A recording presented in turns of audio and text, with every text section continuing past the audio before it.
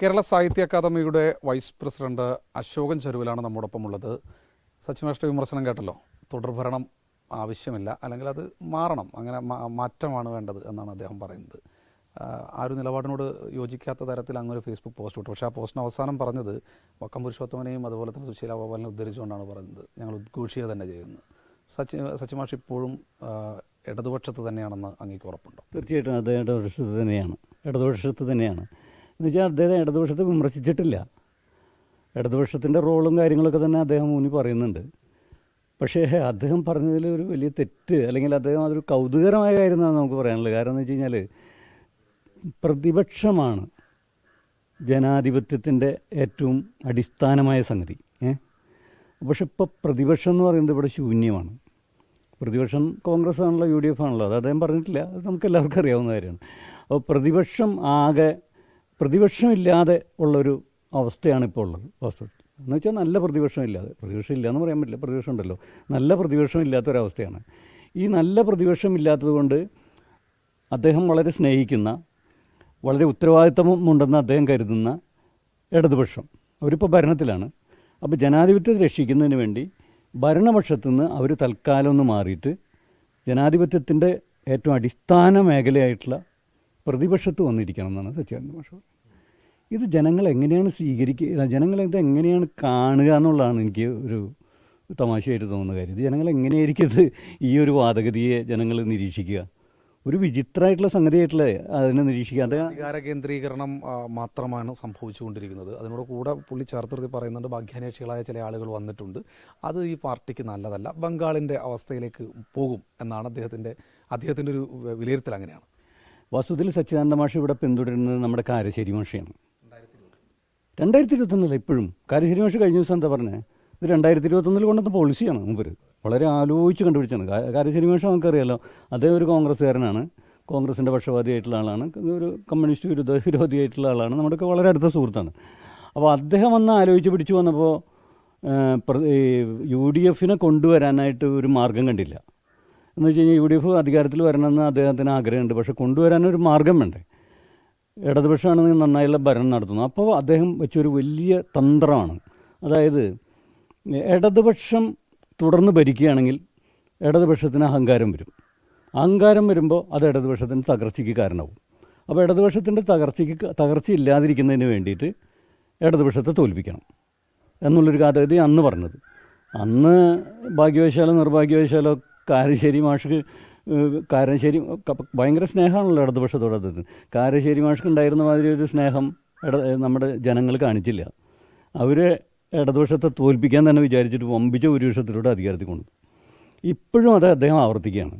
ഇപ്പോൾ കാരശ്ശേരി മാഷ് എന്താ പറയുന്നത്, ഒന്നാമത്തെ കാര്യം തന്നെ ഇടതുപക്ഷം അധികാരത്തിൽ വന്നു കഴിഞ്ഞാൽ ഇടതുപക്ഷം തകരും. അധികാരത്തിൽ വന്നില്ലെങ്കിലോ, അല്ല കോൺഗ്രസ് അധികാരത്തിൽ വന്നില്ലെങ്കിലോ, UDF അധികാരത്തിൽ വന്നില്ലെങ്കിലോ കോൺഗ്രസ് തകരും. എങ്ങനെയാണ് കോൺഗ്രസ് തകരുക? വളരെ കൃത്യമായിട്ട് അദ്ദേഹം പറഞ്ഞിട്ടുണ്ട്. അതായത് അധികാരം കിട്ടിയില്ലെങ്കിൽ കോൺഗ്രസ്സുകാരൊക്കെ BJP പോവും. അപ്പോൾ BJP പോവാതിരിക്കാൻ, കോൺഗ്രസ്സുകാർ BJP പോവാതിരിക്കാൻ കോൺഗ്രസ്സുകാർ അധികാരത്തിൽ കൊണ്ടുവരണം എന്നുള്ള വളരെ വിചിത്രമായ വാദമാണ്. രക്ഷപ്പെടുത്തുന്നതിൻ്റെ ഭാഗമായി രക്ഷാതന്ത്രം എന്നുള്ള നിലയിൽ അദ്ദേഹം കൊണ്ടുവന്നിട്ടുള്ളത്. അതിനെ പിന്തുടരുന്നു സാറ ടീച്ചറും അല്ലെങ്കിൽ സച്ചിമാഷും എന്നാണോ പറയുന്നത്? അതിനെ പിന്തുടരുകയല്ലേ സച്ചിമാഷും സാറ ജോസഫും ചെയ്യുന്നത്. വളരെ കാരശ്ശേരി മാഷിയുടെയൊക്കെ പിന്നാലെ പോകാമെന്ന് വെച്ച് കഴിഞ്ഞാൽ അതിൽ പരം സങ്കടകരമായിട്ടുള്ള കാര്യം എന്താണുള്ളത്? വളരെ ദൗർഭാഗ്യകരമായ ഒരു അവസ്ഥയാണ് അത് വാസ്തവത്തിൽ. സാഹിത്യ അക്കാദമിയുടെ ചെയർമാൻ അല്ലെങ്കിൽ പ്രസിഡന്റ് അധ്യക്ഷ സ്ഥാനത്തിരുന്നാണ് അദ്ദേഹം ഇത്തരത്തിലൊരു നിലപാട് പ്രഖ്യാപനം നടത്തിയിട്ടുള്ളത്. അങ്ങയുടെ ഫേസ്ബുക്കിൽ പോസ്റ്റിൽ തന്നെ ബാലേന്ദ്ര മടക്കേടെ തന്നെ ഉദ്ധരിച്ചിരുന്നു. ഒരു ശിക്ഷാ നടപടികളിലേക്ക് പോകാനുള്ള സാധ്യത എത്രത്തോളം ഉണ്ട്? അത് UDF അല്ലല്ലോ LDF. ബാലേന്ദ്ര മടക്കെടുത്ത് അന്ന് അവിടെ നടന്ന മലയാളത്തിൻ്റെ എന്തോ ഒരു ആഘോഷവുമായി ബന്ധപ്പെട്ടിട്ട് അവിടെ കുറേ അഴിമതി നടന്നു എന്ന് അദ്ദേഹം, അന്ന് KC ജോസഫാണ് സാംസ്കാരിക മന്ത്രി. അദ്ദേഹത്തിൻ്റെ ആത്മാർത്ഥമുണ്ട്. അദ്ദേഹം കോൺഗ്രസ് പ്രവർത്തകനാണ്, സാഹിത്യകാരൻ മാത്രമല്ല. അദ്ദേഹത്തിൻ്റെ ആത്മാർത്ഥം കൊണ്ട് പറഞ്ഞപ്പോൾ KC ജോസഫ് ഒരു അന്വേഷണ കമ്മീഷനെ നിയോഗിച്ചിട്ട് ബാലേന്ദ്രൻ മടക്കെടുത്തിൽ കുറ്റം കണ്ടെത്തിയിട്ട് അദ്ദേഹത്തെ പുറത്താക്കുകയാണ് ചെയ്തത്.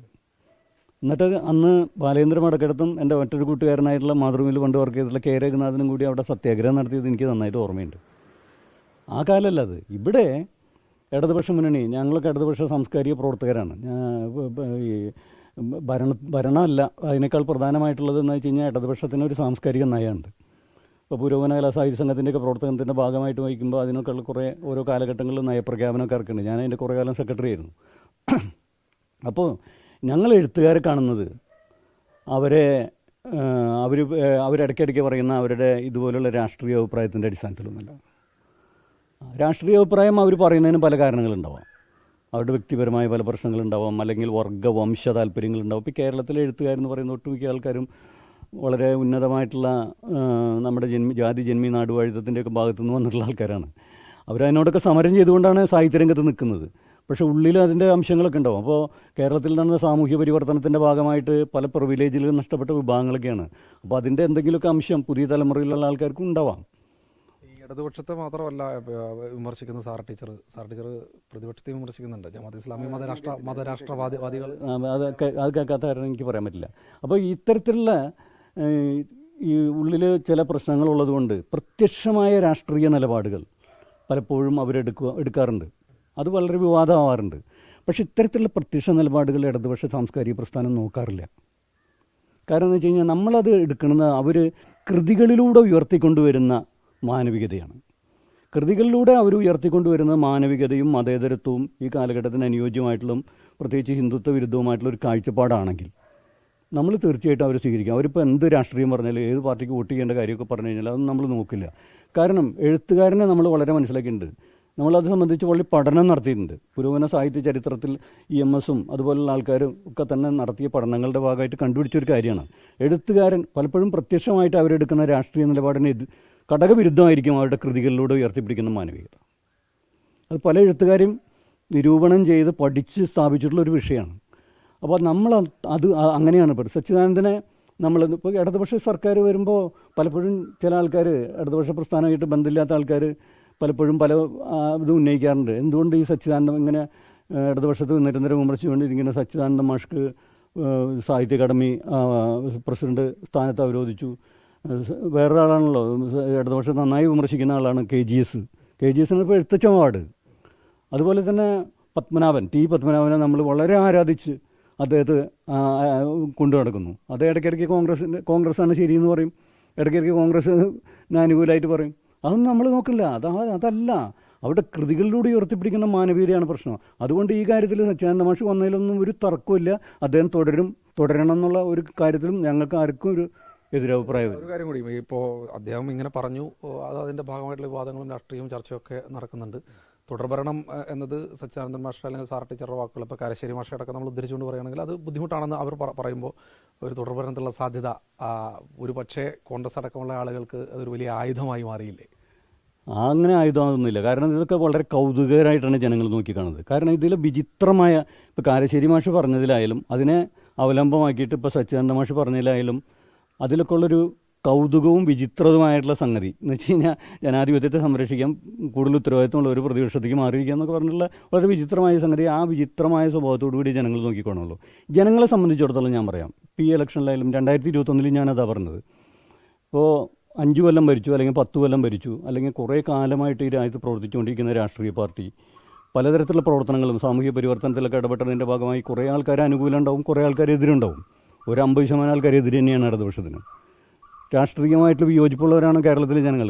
പക്ഷേ അവരെല്ലാവരും അവരെ രാഷ്ട്രീയ വിയോജിപ്പുകൾ വെച്ചിട്ടല്ല അവർ ഇടതുപക്ഷത്തിന് വോട്ട് ചെയ്യുന്നത്. രാഷ്ട്രീയ വിയോജിപ്പ് ഉള്ളിൽ വെച്ച് തന്നെ അവർ ഇടതുപക്ഷത്തിന് വോട്ട് ചെയ്യും. ഇടതുപക്ഷത്തോടുള്ള രാഷ്ട്രീയ വിയോജിപ്പ് ഉള്ളിൽ വെച്ചിട്ട് തന്നെ അവർ ഇടതുപക്ഷത്തിന് വോട്ട് ചെയ്യും. കാരണം ആത്മരക്ഷാർത്ഥമാണ്. എൻ്റെ അഭിപ്രായത്തിൽ അതാണ്. ആത്മരക്ഷാർത്ഥമാണ് ഇടതുപക്ഷത്തിന് വോട്ട് ചെയ്യുന്നത്. അവർ പല ചിന്താഗതികൾ അവരുടെ മനസ്സിലുണ്ടാവും. പക്ഷേ കാരണം ജീവിച്ചു പോകണ്ടേ? ഈ ഒരു സമൂഹത്തിലൊരു UDF പോലെയുള്ളൊരു ഭരണ സംവിധാനമാണ് വരുന്നതെങ്കിൽ നമുക്ക് പറയാൻ പറ്റില്ലല്ലോ ഇനിയൊരു പ്രളയം വരില്ല എന്ന് പറയാൻ പറ്റില്ലല്ലോ, ഇനിയൊരു കോവിഡ് വരില്ല എന്ന് പറയാൻ പറ്റില്ലല്ലോ, അത്ര വലിയ അത്യാഹിതങ്ങൾ വരാൻ പറ്റില്ല എന്ന് പറയാം. അപ്പോൾ അതിനൊക്കെ ജനങ്ങളെ രക്ഷിക്കുന്ന ഒരു നേതൃത്വം ഉണ്ടാവുമോ? ഇത് വലിയൊരു കാര്യമാണ്. ഇപ്പോൾ ഞാൻ തന്നെ പറയാം, ഇപ്പോൾ ഞാൻ തൃശ്ശൂർ ഫ്ലാറ്റിൽ താമസിക്കുന്ന സമയത്ത് അവിടെ കുറേ ആൾക്കാർ, വയസ്സുമാരായിട്ടുള്ള ആൾക്കാർ ഇവിടെ നിന്നൊക്കെ വന്ന് താമസിക്കുന്നുണ്ട്. അവരൊക്കെ ഡൽഹിയിൽ താമസിക്കാൻ തീരുമാനിച്ചിരുന്ന ആൾക്കാരാണ്. പക്ഷേ കോവിഡ് കഴിഞ്ഞോടുകൂടി അവരൊക്കെ തന്നെ നാട്ടിലേക്ക് വന്ന് താമസാക്കി. എന്ന് വെച്ച് കഴിഞ്ഞാൽ അരക്ഷിതമായൊരു സാഹചര്യത്തിൽ ജീവിക്കാനായിട്ട് പറ്റുന്ന ഒരു സ്ഥലം ഇടതുപക്ഷം ഭരിക്കുന്ന കേരളമാണ്. ഇതിന് ഏറ്റവും വലിയൊരു ഉദാഹരണം വേറെ കൂടി ഞാൻ പറയാം. സച്ചിദാനന്ദ മാഷ് ഡൽഹിയിൽ തന്നെ തുടർന്ന് താമസിക്കാൻ ഉദ്ദേശിച്ച ആളാണ്. അത് എന്നോട് പലപ്പോഴും പറഞ്ഞിട്ടുണ്ട്. ഞാൻ കേരളത്തിലേക്ക് വരാൻ കാരണം കോവിഡാണ്. കോവിഡ് കാലത്ത് അവിടെ ഡൽഹിയിലും ഉത്തരേന്ത്യൻ സംസ്ഥാനങ്ങളിലും ഉണ്ടായിരുന്ന അരക്ഷിതമായ സാഹചര്യം, കേരളത്തിലുണ്ടായിരുന്ന സുരക്ഷിതമായ സാഹചര്യം, ആ സുരക്ഷിതമായ സാഹചര്യത്തിൽ ഞാൻ വരികയുണ്ടായെന്ന് അദ്ദേഹം എന്നോട് പറഞ്ഞിട്ടുണ്ട്. ഒരു കാര്യം കൂടി ചോദിച്ചോട്ടെ, ഇപ്പോൾ ഈ പറയുന്ന ആളുകളൊക്കെ ഇടതുപക്ഷ സമരത്തിന്റെ സൗന്ദര്യം പ്രതിപക്ഷത്തിരിക്കുമ്പോൾ കാണാൻ വേണ്ടിയുള്ള ഒരു ആഗ്രഹവും അതുകൊണ്ട് അങ്ങനെ പറഞ്ഞു പോയതാകാനും സാധ്യതയില്ലേ? പക്ഷേ അങ്ങനെ ഒരു സൗന്ദര്യം ഉണ്ടാവാൻ വേണ്ടിയിട്ടോ അല്ലെങ്കിൽ കൂടുതൽ സമരങ്ങളിലൂടെ ഇടതുപക്ഷം ഉജ്ജ്വലിച്ച് ഒരു ശക്തിയായി വരാൻ വേണ്ടിയോ അങ്ങനെയൊക്കെയുള്ള ഒരു സൗന്ദര്യ സങ്കല്പങ്ങളൊക്കെ ഉണ്ടാവും. അതിനുവേണ്ടി കേരളം നശിക്കണോ? കേരളത്തെ കുരുതി കൊടുക്കണോ? നമുക്ക് പാർട്ടിയേക്കാൾ വലുതല്ലേ സംസ്ഥാനം. അശോകൻ ചെരുവിലാണ് സംസാരിച്ചത്. നിലപാട് വ്യക്തമാക്കുകയായിരുന്നു. ബിനേഷ് ബാബുരാജിനൊപ്പം ശ്രീകുമാരൻ, 24 തൃശ്ശൂർ.